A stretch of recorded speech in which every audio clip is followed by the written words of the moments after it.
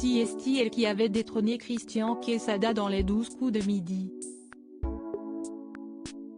Ce vendredi 26 mars, Claire Catelin, ancienne candidate du jeu de TF1 était de passage sur le plateau de Touche pas à mon poste afin de réagir à la libération de Christian Quesada.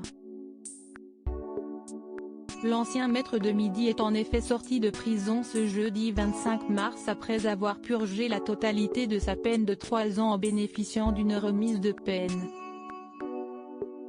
Pour rappel, l'ancienne star du jeu de Jean-Luc Reichmann a été reconnue coupable de corruption de mineurs sur 4 jeunes filles, entre le 1er avril 2017 et le 25 mars 2019, et d'avoir détenu et diffusé des images pédopornographiques. Claire, qui est aussi juriste de profession, a d'abord fait savoir qu'à son sens la peine n'était pas suffisante. En tant que juriste je peux dire que oui, mais en tant que femme, en tant que maman non, pas du tout, la peine n'était pas suffisante, a-t-elle indiqué avant d'ajouter, si est un monsieur qui avait déjà eu des histoires de ce genre à l'époque et peut-être que toutes les victimes n'ont pas encore porté plainte, peut-être qu'il y a d'autres choses. En tant que maman ça me révolte, j'ai très peur qu'il recommence, a-t-elle confié.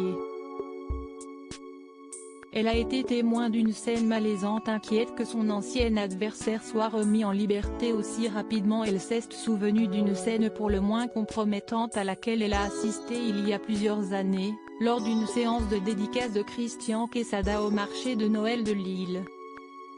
Nous sommes allés manger un petit morceau ensemble et si est vrai qu'il y a une jeune femme qu'il connaissait des réseaux sociaux qui l'a rejoint, qu'il n'avait jamais vue auparavant et il a eu un comportement qui je pense était problématique, a-t-elle raconté en précisant que la jeune femme était majeure et consentante mais qu'elle avait tout de même perçu un petit malaise.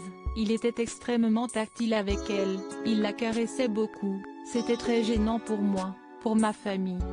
Claire a conclu en indiquant qu'elle n'avait jamais eu le fin mot de cette histoire mais qu'avec le recul elle regrettait de ne pas avoir tendu une perche à la jeune femme pour la sortir de cette situation embarrassante.